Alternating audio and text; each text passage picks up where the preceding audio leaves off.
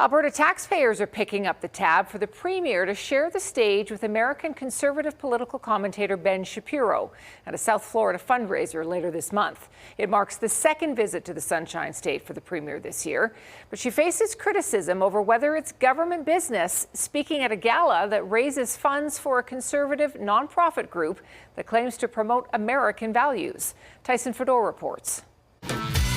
The Prager University East Coast Gala is set to feature Ben Shapiro, founder of the Daily Wire, conservative alternative media outlet, sharing a stage with Alberta Premier Danielle Smith. So Danielle Smith loves nothing more than hanging out with right-wing extremists in the United States. It's where she gets her policy ideas, it's where she gets her talking points, and it's very clear it's where she's auditioning for her post-premier life. Shapiro has been seen by critics as divisive on issues such as abortion, LGBTQ rights, and culture. He recently launched a petition calling for the release of former Minneapolis police officer Derek Chauvin. Chauvin was convicted of murdering George Floyd in 2020.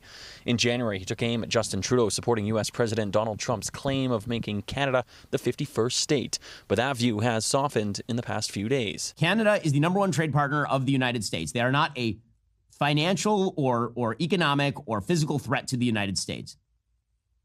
Treating them as such is not a wise move. The Premier's office says Shapiro's following and connections with the U.S. administration will allow her to share Alberta and Canada's message with an active and influential U.S. audience amidst a trade war. I think the Premier's job is to sell the province, sell our best interests. Heaven knows the federal government's not going to do it. The Canadian Taxpayers Federation warns Smith needs to keep costs down, but supports her attending the event. If she can get the Alberta oil and the Alberta shouldn't be punished with tariffs and Canada shouldn't be punished with tariffs message out in front of that crowd, that's smart. That's good value for money. But remember, we just brought down a budget that is warning about deficits, and so these are very expensive trips. But political watchers say this trip in particular may fall outside her purview as Premier. It's all very nice that we want to try to attract friends, but or convince Americans, but if you were actually speaking with officials who can actually do something, that might make a little bit more sense. While some Albertans believe Smith's visit will muddy the messaging of a Team Canada approach. By aligning with divisive U.S. political influencers like Ben Shapiro, Premier Smith is weakening Alberta's position on the world stage. And we need leadership that unites and aligns with the rest of the Canadian provinces. Tyson is at McDougall Centre tonight. So, Tyson, can we expect the Premier to meet with anyone else while she's in Florida?